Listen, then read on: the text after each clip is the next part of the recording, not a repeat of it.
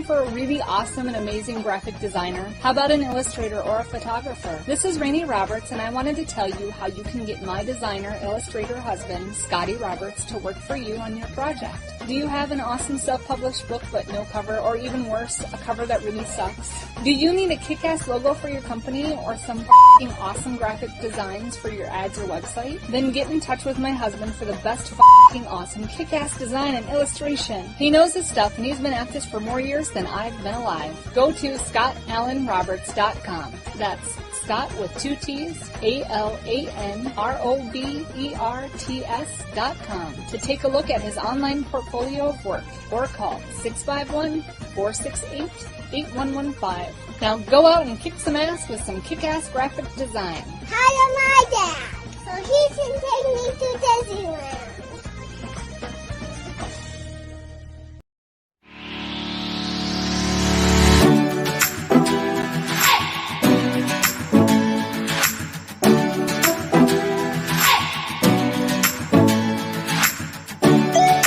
You're listening to the Intrepid radio program with Scotty Roberts. Intelligent Talk.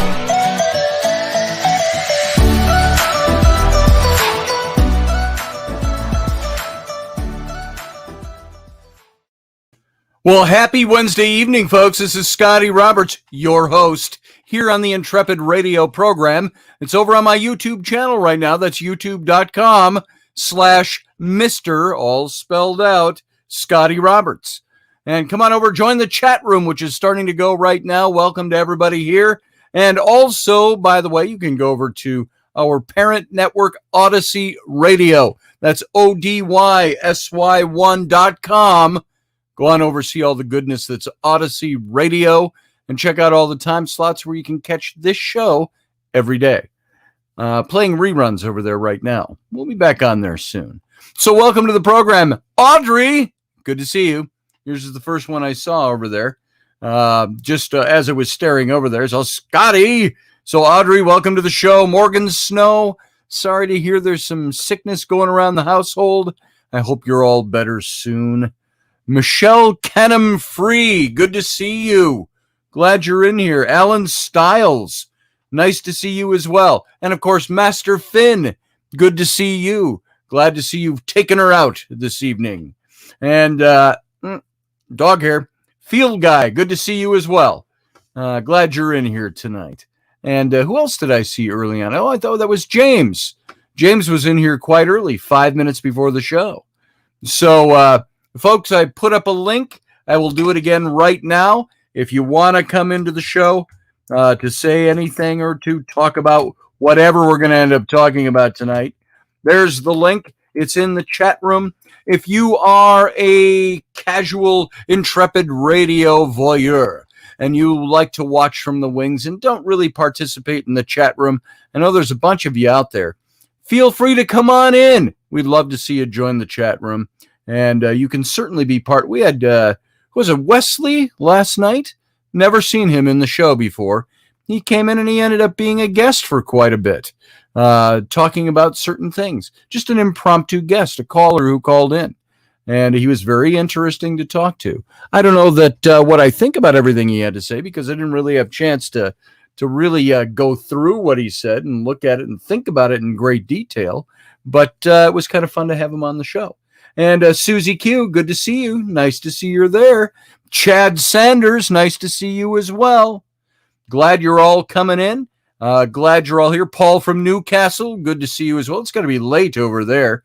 It's going to be 3 a.m. in Newcastle. And so I'm so glad you're here. Steele, good to see you, brother. I know who that is. That's Brother Rendell. Steele, good to see you. A.K.A. Randy or Randall. It looked like Randy without my glasses. Sorry. I could put on my glasses. Here, you know, if I'm wearing my glasses and I want to read the chat room without squinting, I got to look through the bifocals like that. So I'm constantly looking at you like this. I don't like that. So I take them off and I squint instead. So welcome, everybody. Welcome, everybody that's flying in and coming in.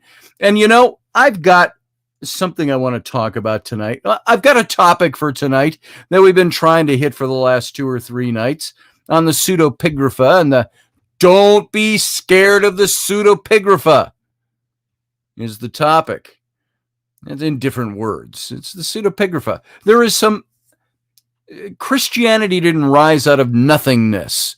It rose out of something. The pseudepigraphical books kind of prove that, even though they're false books, as they were told. But there's a collection of them because they contain a lot of incredible information.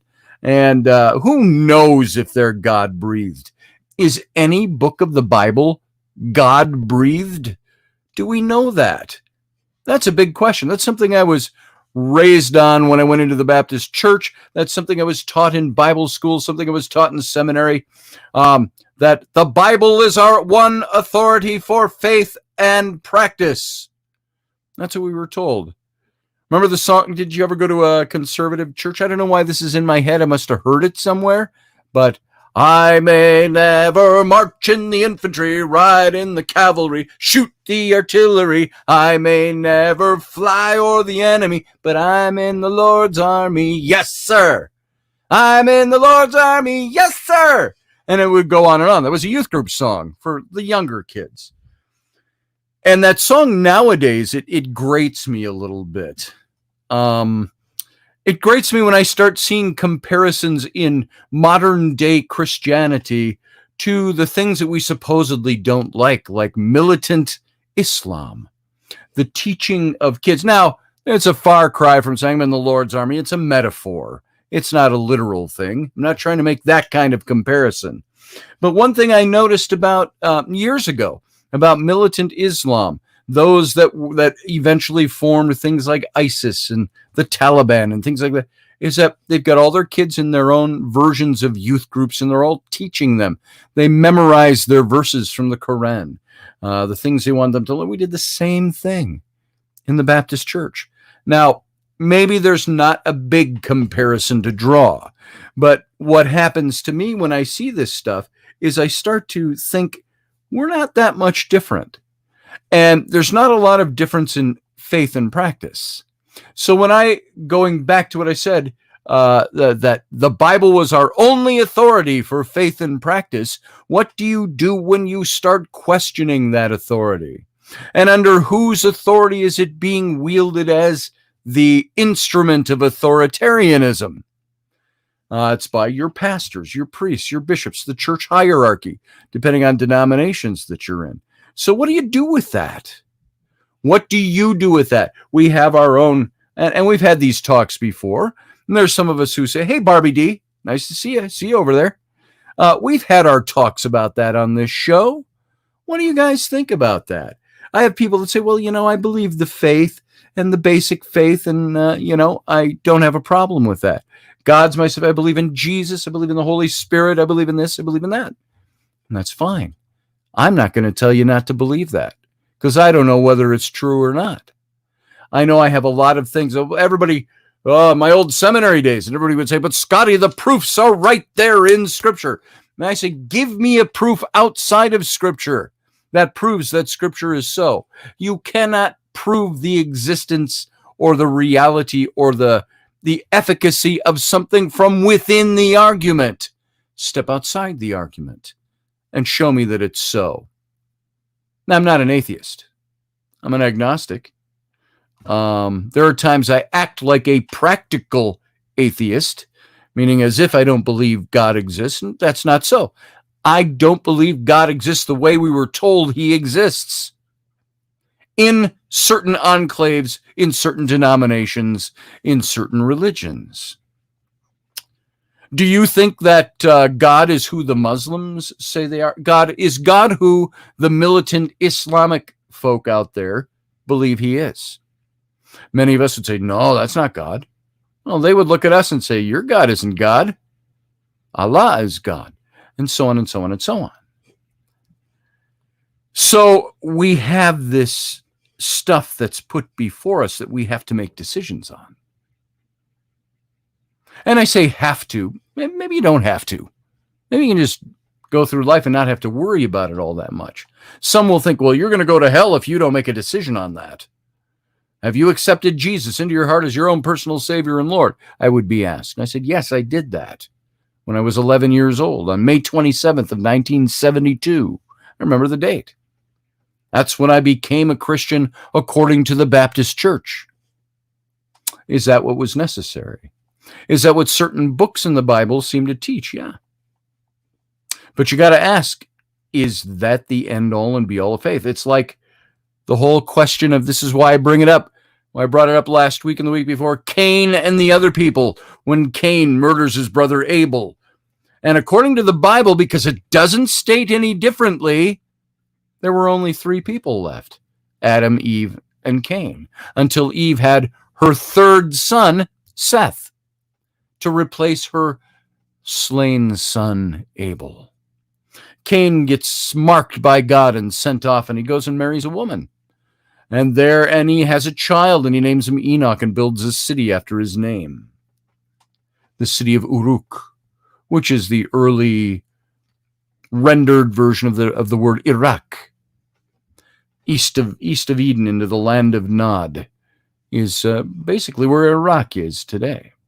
So you look at that story and you say, were there other people out there?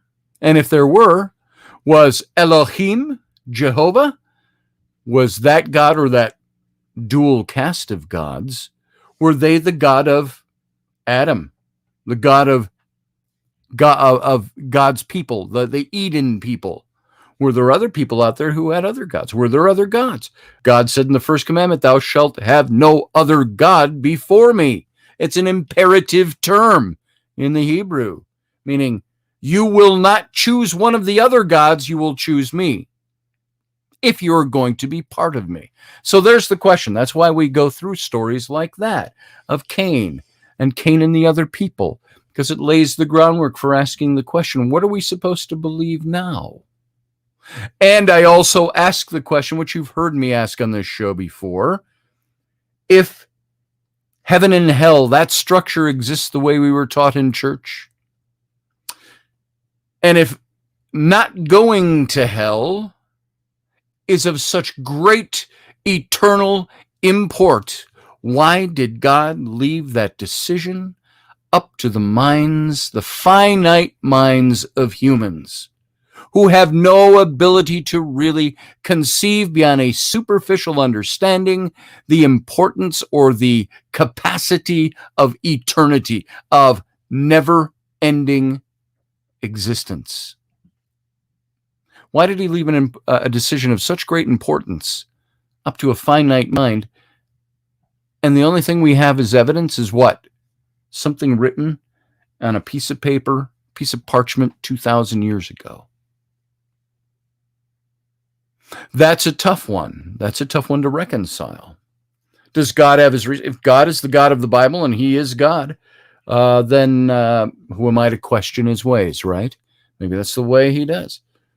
Didn't God say in the book of Isaiah 55, how much higher are my ways than your ways, and my thoughts than your thoughts? As the rain comes down from heaven and waters the earth and returns back, so that's how much higher my ways are than your ways, says God in the book of Isaiah. So there's all of that. And we deal with all of that stuff. How do we reconcile that stuff in our own personal lives? I don't believe there is an end to struggle. I don't believe, I was having a conversation with somebody on a totally different topic last night, but God came up and he brought up the issue of there is no ends, there is only the means in life. There's no end. It's only the means by which we strive to attain a position that we supposedly should have in the end. But all of life is the means. And the means by which, and this is a friend of mine, you know, I've talked about him before. He was falsely accused of something. He is not in prison. He won his case because his case never got presented. It got thrown out. But there are still people trying to make trouble for him out there. I stand with my friend because I know him. So I know he didn't do the thing he was accused of. But over the last 3 years, it has chiseled away at his life. And he talks about the people, some of them are people we both knew very well, that were friends of ours, dear, close friends of ours. that perpetuated some of this stuff. And there are reasons, trust me, that they gave. But those are people that we look at them and we say, it's not the ends, it's the means. Their whole life is the means. And their life they've constructed their life out of their means. And there's got to be times where people like that sit back and look at the ceiling tiles in the dark in the middle of the night while laying in bed and examine themselves and say, I'm a fool. I am not the picture I paint of myself. I am not this grandiose thing that I'm trying to construct so people respect me. That's what I think of this old friend of ours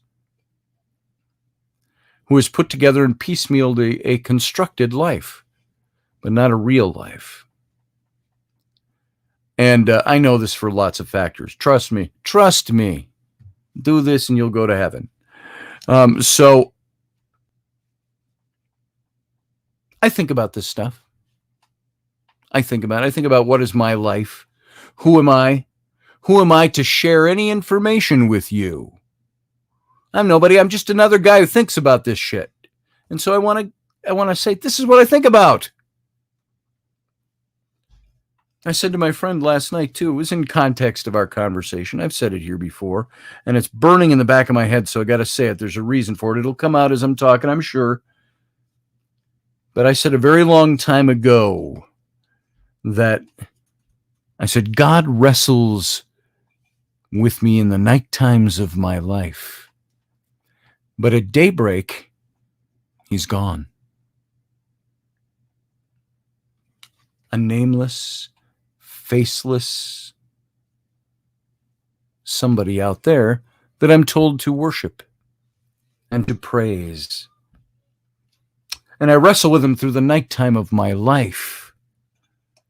Meaning at night when I lay in my bed or when I'm sitting all alone and I look in and stare into the dark, stare at the ceiling fan spinning over my head.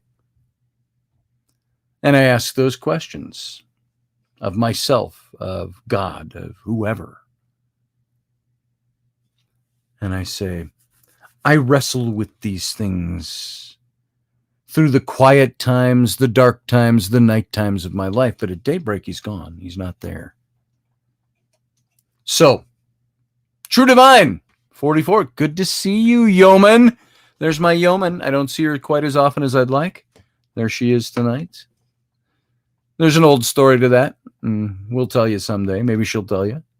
So, James, good to see you. Why didn't the Bible, in all of its historical chapters, asked James, in all of its historical chapters of genealogy, not mention Eve had a daughter? Never did it? It wasn't a genealogy, but we heard that Lot had 2 daughters because the story said he gave them up to the rabble. He was going to give them up to the rabble instead of the angels that came to rescue him and his family. I don't know how to tag Kevin Miller, says James. I don't either. Is Kevin here? Hey, Kevin, wherever you are. Come out, wherever you are. Hey, Chad Sanders. I might have said hey earlier. Good to see you here.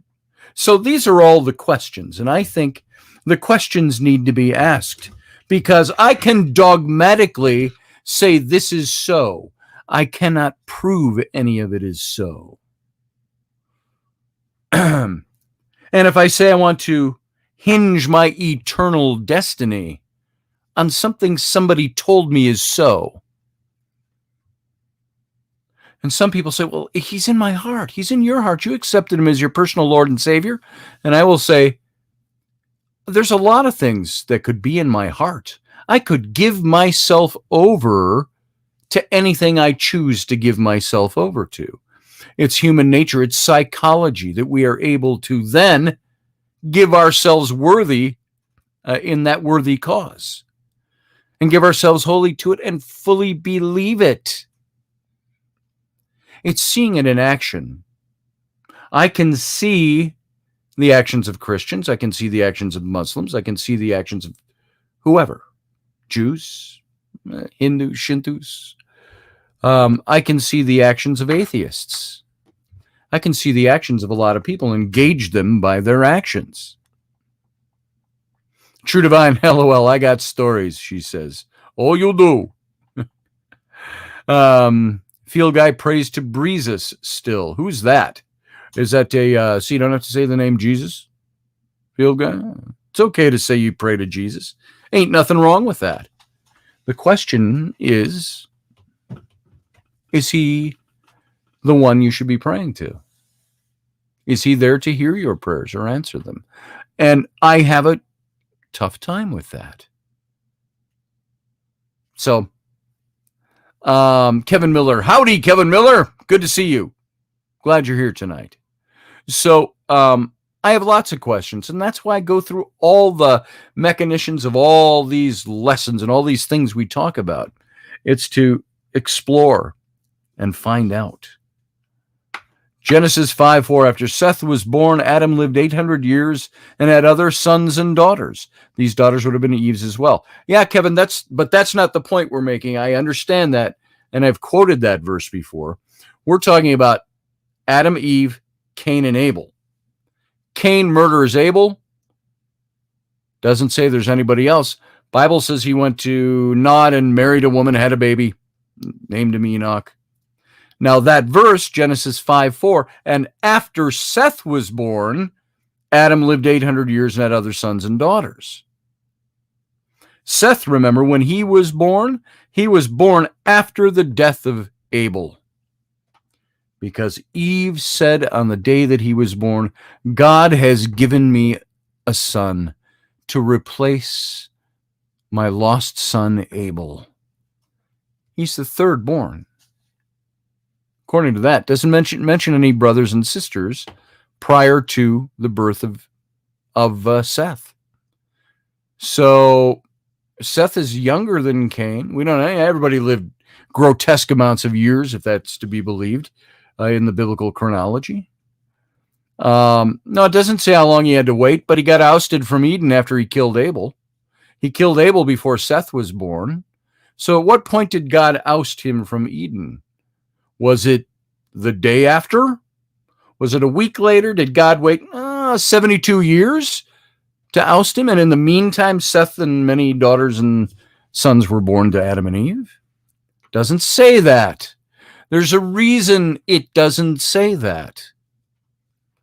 And I think if we are to take the Bible at its face value, as we were taught to do in Bible school, when I was in seminary, we were taught to take it for what it means. It doesn't say anything about sons and daughters prior to the birth of Seth. And Seth was born after the murder of Abel and after the whole scenario between God and Cain's being marked by God so nobody would murder him as he fled from Eden. Hey, Kelly Morin, good to see you.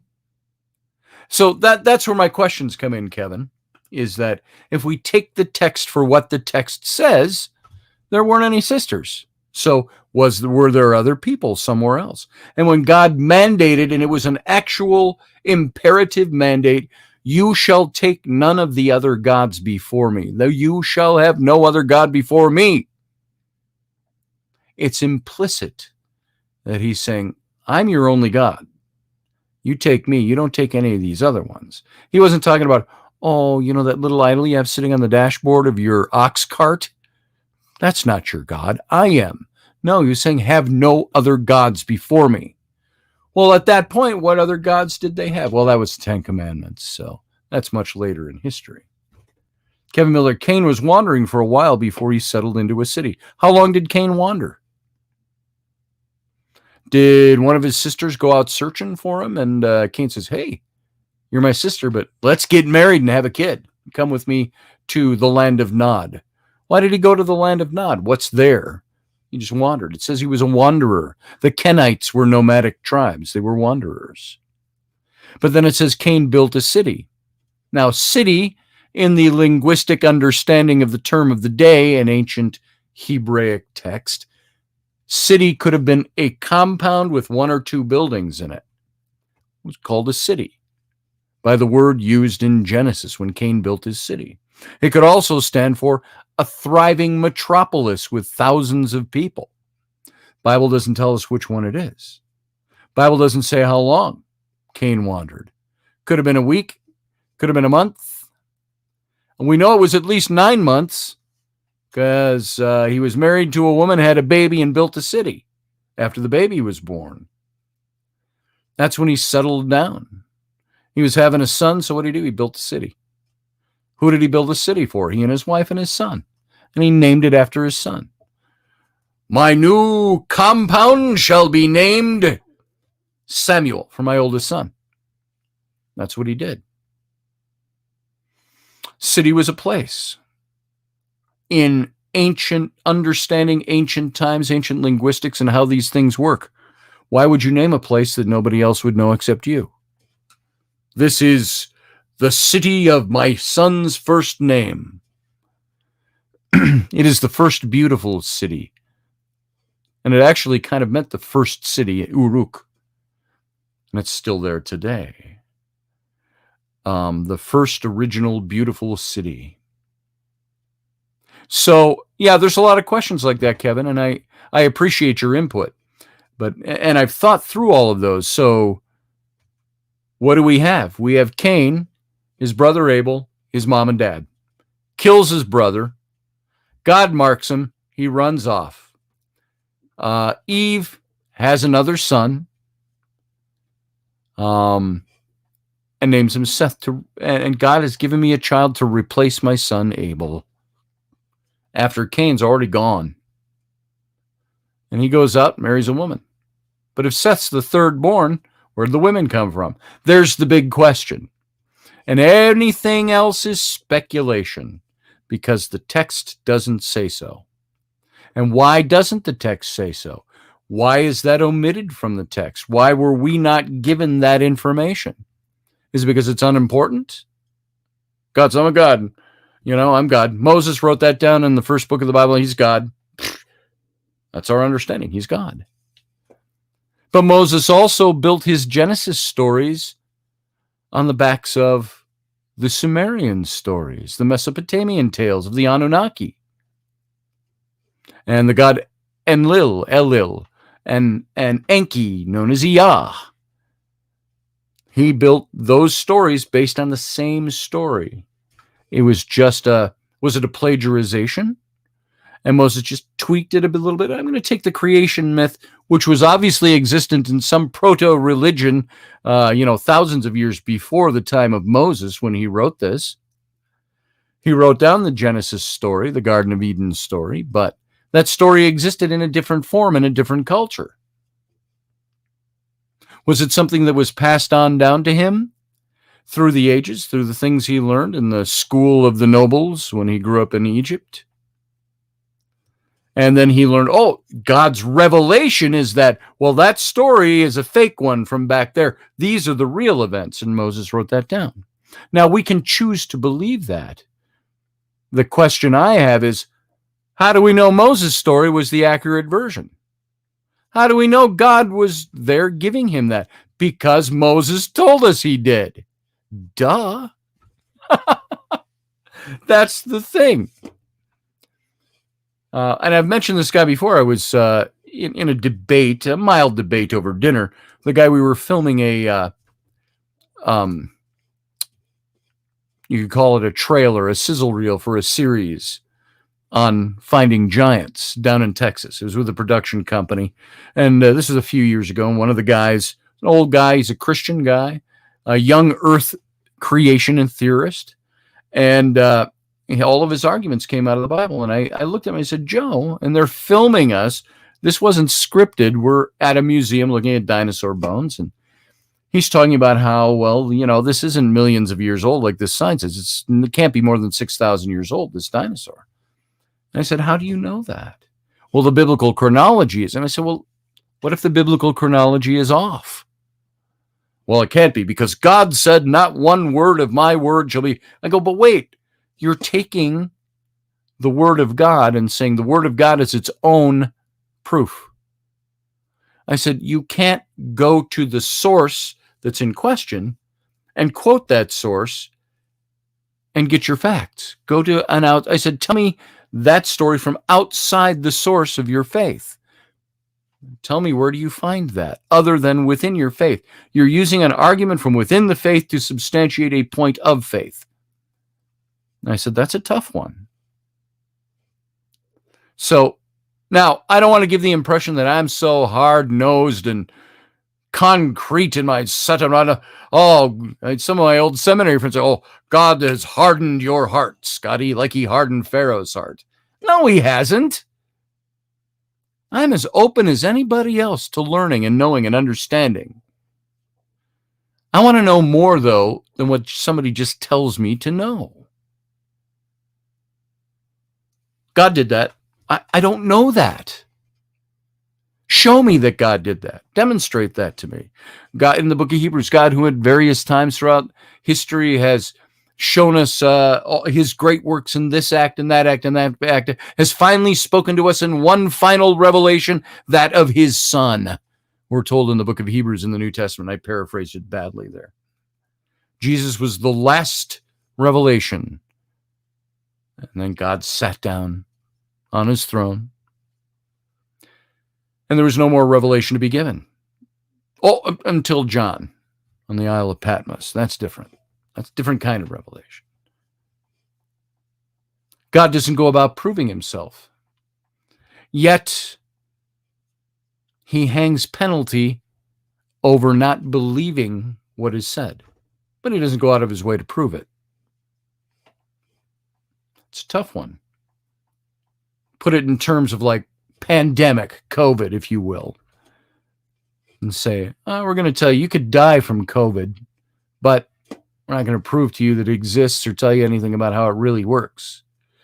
A lame example, but that's the same kind of thing. And so, Kevin, I'm not trying to shut down any of your input at all. I'm just responding to it. That's how I respond to that. I've been there. Trust me. I know you've been there too. So I like your input. 6,000 years of a person-to-person telephone game. Well, there's that. I just saw in a group, I joined this group, and I mentioned this here the other night. I joined a group on Facebook called Recovering Ex-Christians. And I'm like, oh, brother, when I saw that, Recovering Ex-Christians. Okay, let's see what this is about, because I saw a post on there, and I thought this might be interesting to read, and I get into some interesting discussions over there sometimes. I find that I bristle when people try to degrade faith, but I also get my hackles up when people try to tell me that faith is the only way. So I'm on both sides of that fence. But somebody in there, they were talking about the flood, and somebody brought up this very flippant response to the flood and Noah and how fake it is and all of this. And I'm like, whoa, hold on there, buckaroo. I said, just put the brakes on there. And he's trying to talk about how there's no proof that there was ever a flood, a universal flood. Well, maybe not universal over here. Maybe this was when there was this Pangea, the one big continent. Remember in the book of Job, it talks about the day that the earth moved, that he lived in the days when the earth moved, shifted. The continental shift happened during the time of Job, according to that verse is to be believed. Oldest book in the Bible, they say, chronologically. It was this pre-flood that Job was written, or post-flood? Is the flood mentioned in Job? So, anyway, back to the flood. There is scientific geological proof that there was a universal flood, and we talked about it here on this show. A universal flood 8,000 years ago, 8,000 BCE, so 10,000 years ago. And that there was another one 6,000 years ago, or 8,000 years ago, 6,000 BCE. And so there were two major floods. Does a faith story in the Bible that glorifies legendary characters who survived it negate the reality of the history? No. Or the geology? No, it doesn't. So I told these guys, hold your horses. And you're right, James, there are over 600 different cultural and tribal flood stories. Most of them similar, many of them differ from each other. Kevin Miller says back here, he said, or the Sumerians had the same oral histories as the Jews. Maybe they did, Kevin. Maybe they did. But they were pretty bad communicators then. Pretty obtuse passers-on of knowledge.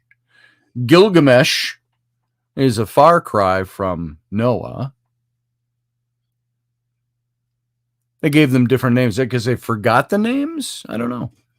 Well, they say by the time the Septuagint was written in the 400s BC after the Babylonian captivity, about 1,000 years after the Exodus, that there was nobody in Israel that knew anything about what the Mount Sinai of the Bible was.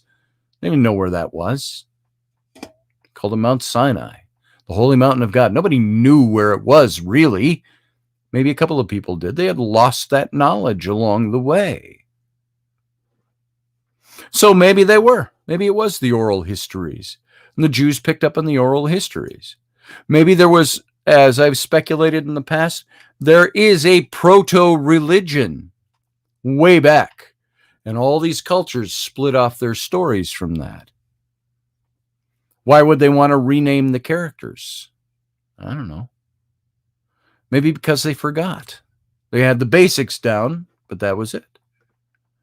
But that's all speculative. What isn't speculative is that every culture has a flood story. So, to one degree or another. Who's saying goodnight to Jennifer? Jennifer, you taking off. The morning birds are singing. So I'm going to go get a couple of hours of sleep. Good night, Captain, and everyone here. Good night, my yeoman. We'll have to talk soon. And so, much of the Torah was taught orally. Yes, it was.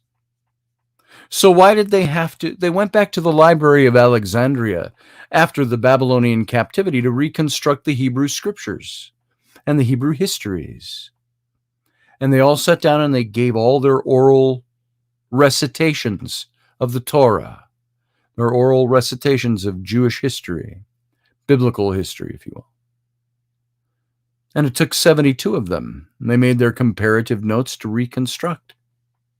What was there? They were at the Library of Alexandria, looking up as many of the old texts as they could find. Gosh, that place, I've said this before, amazing, the repository of knowledge there. But pagan knowledge, so it had to be burned down in the 200s. But amazing what literature existed there at the time. And they drew on that literature to rewrite scripture. Okay. So that swings back to the telephone game. Exactly, James. Now, this wasn't the topic I was going to talk about tonight. It's already 20 minutes of the end of the hour. The top of the hour. And I did want to talk about something else, too. I wanted to introduce a different topic. I wanted to talk about puberty. How many of you are in puberty? Not I, says me. I was done with that last year. But how many of you have children in puberty or who have gone through puberty? How many have to deal with kids, their emotions and I've got 3 older kids. I don't recall having so tough a time. My oldest son right now is an emotional volcano. He's 11 years old, pushing 12. He's in the middle of the beginnings of puberty.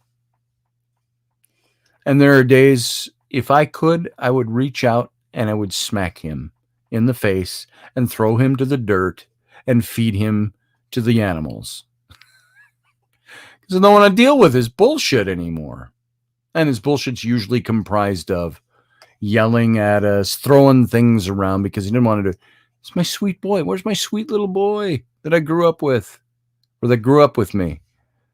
My sweet little happy-go-lucky boy has turned into a pubescent male who speaks in guttural Neanderthalic tones, has no respect for his mom or his dad. The only respect he has is forced respect. It's part of puberty. I get that.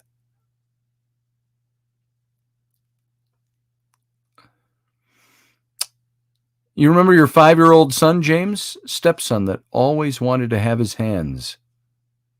I think you're missing something there. I'm missing something in that. Matt says, kids have been socially engineered to become this way. Look around you at the youth today. Yeah, I agree with you, Matt Finn. Look at the way kids are nowadays. Morgan Snow says, I'd love to see the Vatican vaults. I would too. I'd like to see what they got hiding in there. What do they know that they aren't telling us? Because it goes against what they say and what they do. I wonder about the Baptist Church with the same thing with any Christian organization. What do we know that we're not saying? I've talked about it before, about my first big question on the Nephilim, the sons of God, the daughters of men. And I was told, don't worry about that. We don't teach that here. Well, is it true or not? Whether we teach it or not. Isn't that what the book says? Isn't that what the book of Genesis says? And if it's something different, a different explanation, why doesn't the book of Genesis say that instead? It doesn't. So we're supposed to base our faith and practice on a book that nobody can agree on. Even Kevin and I think we both have good points to make. But we both have speculations. Speculation should be left out of the picture. What does it say? What does it actually say? Michelle Cannon Free wants a sizzle reel. Boom, chicka, boom, boom. Sizzle reel, boom, chicka, boom, boom. I can get you a sizzle reel. Michelle Cannon Free wants a sizzle reel. Yeah, that was a little reel we did a few years ago. It was like John Ward and I did the sizzle reel for History Trippers, which if you haven't seen it, go look at it for fun. It's over on my YouTube channel. And I'm supposed to be able to appropriate videos here. I still don't know how to do it. I can upload videos. Can I go play a video? I don't know. I don't know if I can or not. So I just upgraded my StreamYard to the higher version of StreamYard. It's like double the money per month to run it because it's supposed to give me all these new features. And I don't see anything new on here while I'm on here. So wait, I can share a video file. Let me see. What do I have to do to share a video file? Oh, it's got to be on my computer. I see. Okay. So I have to share a video file. I could show you a video file on my screen, but that doesn't do much good. Have any of you not seen the History Trippers sizzle reel that John Ward and I put together? After we wrote the book on Exodus, our agent was approached by some producers in LA that wanted John and I to put together a TV series traveling in Egypt. And so, you know, buddy, we were thinking, let's do kind of a Hope and Crosby tongue-in-cheek approach to actual historical, archaeological material and name places up and down the Nile. And they loved it. And then they said, could you spread it out a little bit instead of just doing Egypt? Then all the junk happened in Egypt in 2013. I said, can you spread it out? Maybe do more world travel. Sure. And we came up with 26 episodes.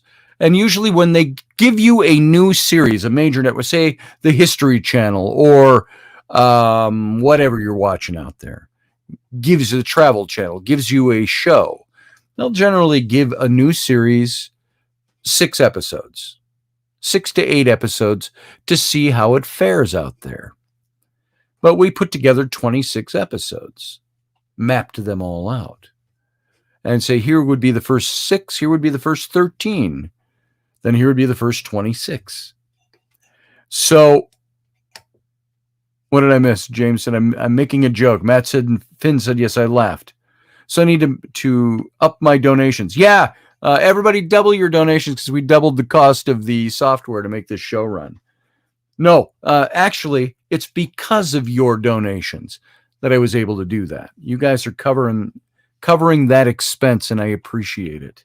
That's very nice. Now, just so you know, my wife and I aren't dining on caviar and Dom Perignon for dinner off of your donations. I appreciate all of your donations to this channel, all the memberships. That stuff goes to help the current expense. It basically is covering every month my bill for this program software and anything else I do with it, and my internet to broadcast all of this. That's covered by that stuff, and I appreciate that. So far, this show kind of pays for itself, which is nice. And it's all because of you guys. So hit that join button down below. Help me feed my 6 starving children. No, really, my kids aren't starving, and neither am I. So, taking the Yag out for supper. Nice, Matt Finn. That's a good dinner. A tree with a 2x4. Oh, Scott Allen, thank you. I wasn't schmoozing for money there, folks. I was just saying, if you want to donate to this show or become a member, please do. It all goes to help this show stay on. So, if you like us, do you really like me? Do you love me? Please donate. No, enough of that. You know what I mean. It's all in the up and up.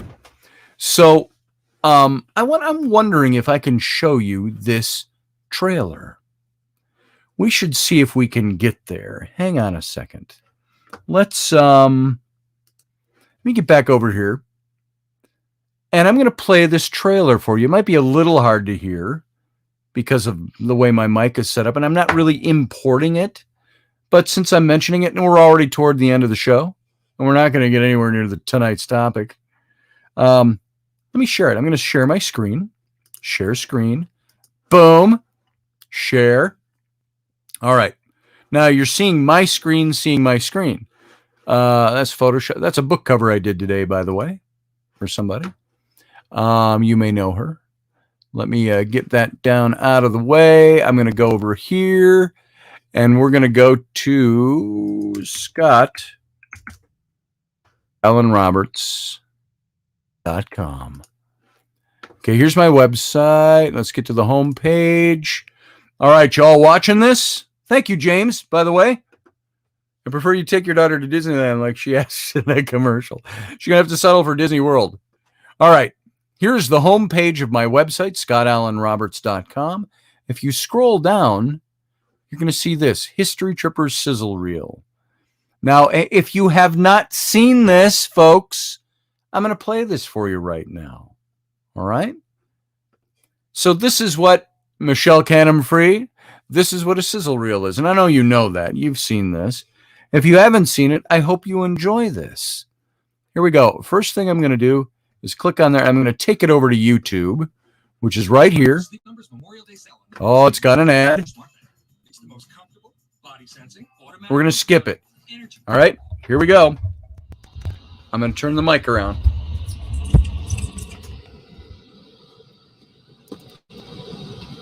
Welcome to History Trips.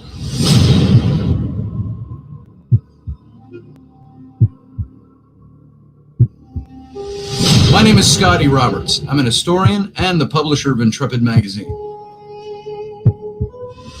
And I am Dr. John Ward, Editor-in-Chief of Intrepid magazine and British archaeologist. The world is full of historical mysteries out there. And we're going to bring them to you Through adventure.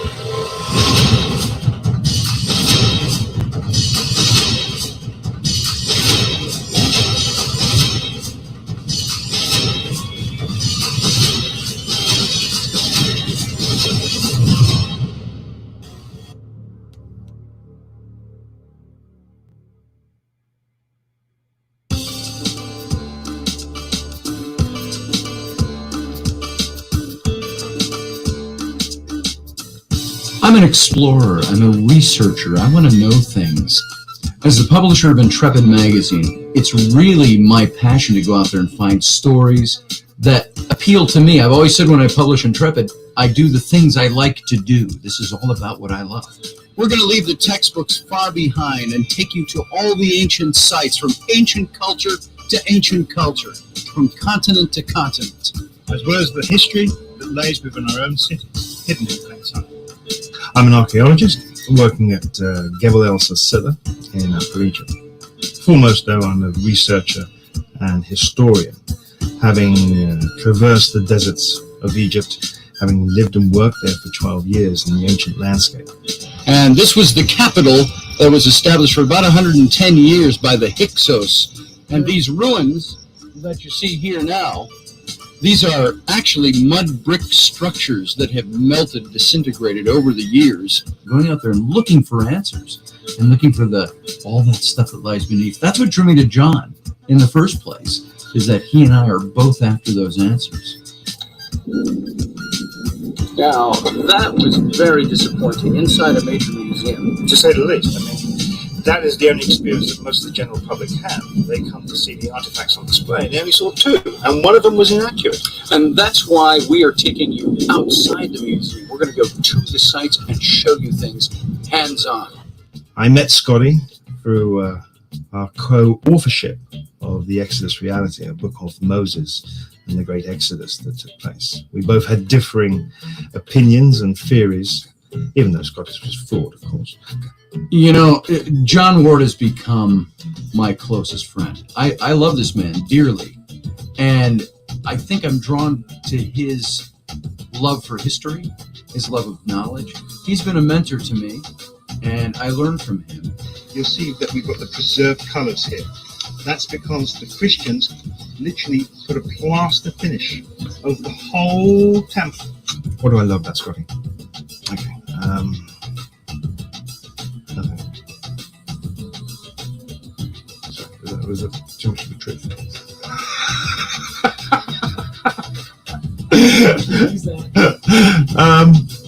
What I love about Scotty is that he personifies the other half of my character, which, unfortunately, as an academic and scholar, I can't readily show to the general public.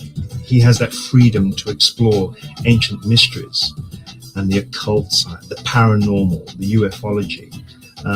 But hopefully, we can change all that and bridge the gap between academia and the alternative communities. Editor-in-chief of In-chief. What's an in-chief? Don't question it. Do you want feathers coming out of the back of my head? John and I work really well together. We play off of each other very well. We sometimes can't even figure out who's the straight man and who's the fall guy. My name is Scotty Roberts. I forgot what I am. There's this thing about John being a bit of a poncy British git. I mean, look at him. He's got a cravat. The man wears a cravat and drapes an umbrella over his arm. You're a little more lively. And I'm Dr. John Ward, editor-in-chief of Intrepid magazine and I do an not archaeologist. What annoys me about Scotty, who gets under my cravat, his inability to make decent coffee, I suppose. John is such a perfectionist at times. I'm like, John, just calm down. Don't be so stiff and British. There's very, very little, actually, that annoys me about Scotty. He's a great man, really, truly. I love the man to bits. For years, media has produced an explosion of armchair wannabe archaeologists and explorers. What Scotty and I want to do is inspire you to leave that armchair. We're on an adventure together. We're learning things together. We're finding out new information together. And we just want you to come along for the ride.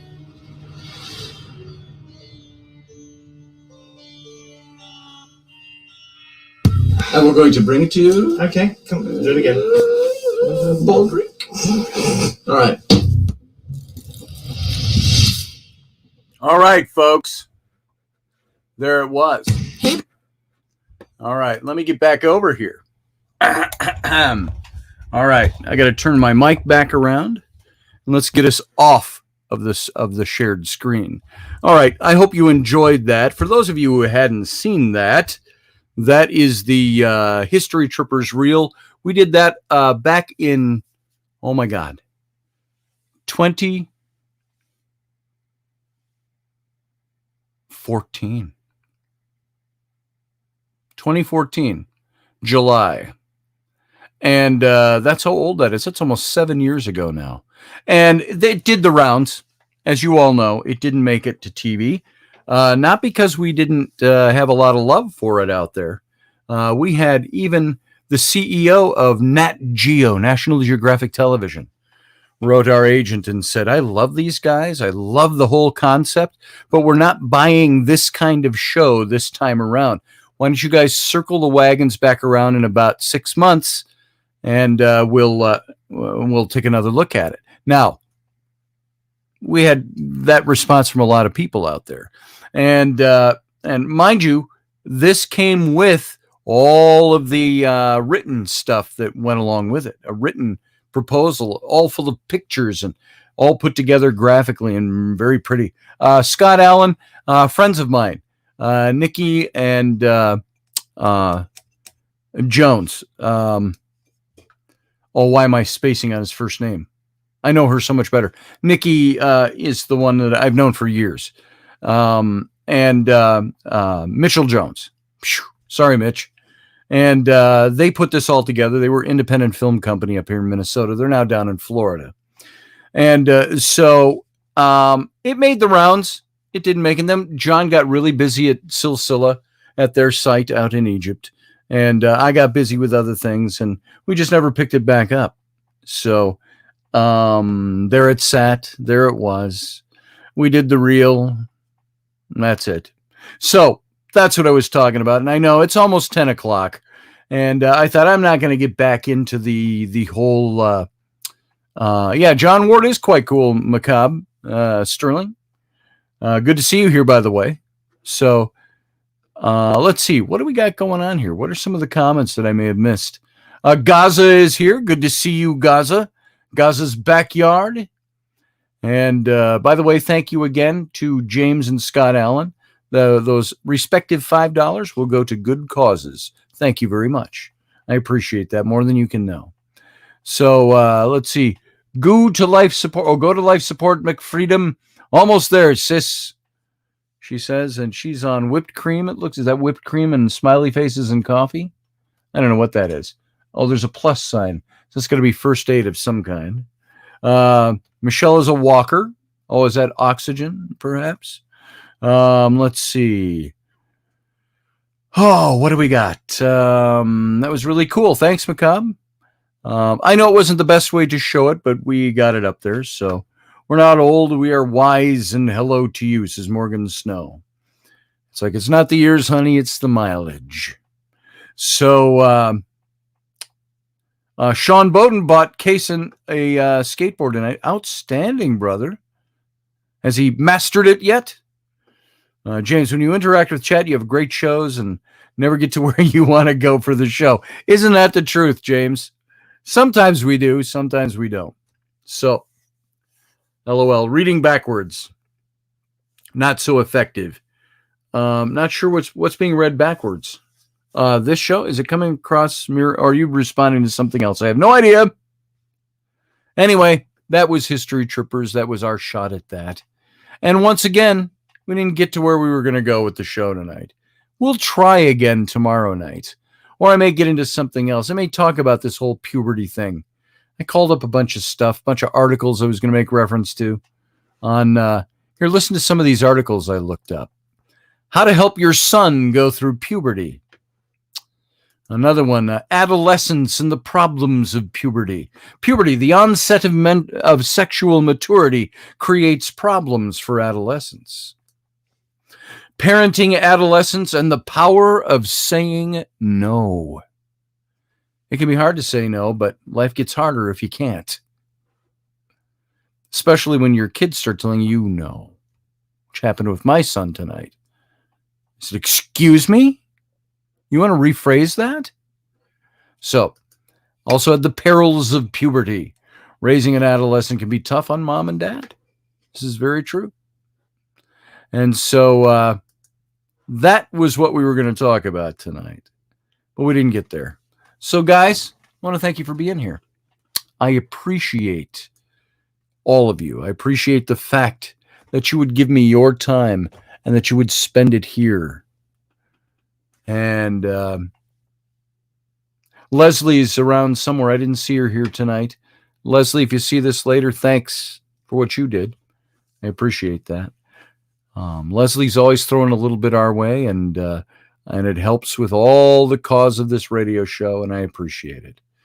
Maybe one day I'll make a living doing this show. Who knows? Oh, I could wish for so much, from my lips to God's ears. So, thank you, Matt Finn. I appreciate you, brother. By the way, tomorrow night, folks, we're going to have a guest. We're going to have Stephen Myers. Go look him up on the pyramid. His theories on the pyramid, his theories on Egyptology. He's going to come on as our guest tomorrow night. So be prepared. It's going to be an exciting, fun, I think riveting show. So be here or be square. Doesn't rhyme, does it? Steele says, by the time you're old enough to understand a child going through puberty, you'll be too old to enjoy them. Boom! Way to go, Randall. That's the truth. So, and he'll probably be out of it by the time I think I've got it mastered. So, oh, Dad, what are you worrying about? I'm a man now. All right, folks. So I want to thank you for being here. I want to thank you for all the time that you give me.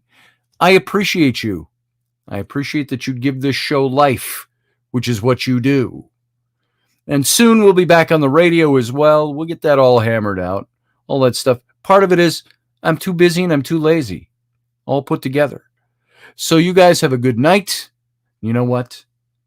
Live long and prosper.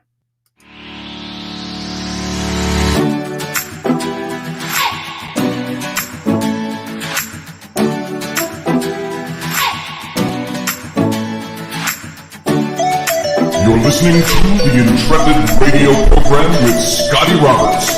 Intelligent Talk.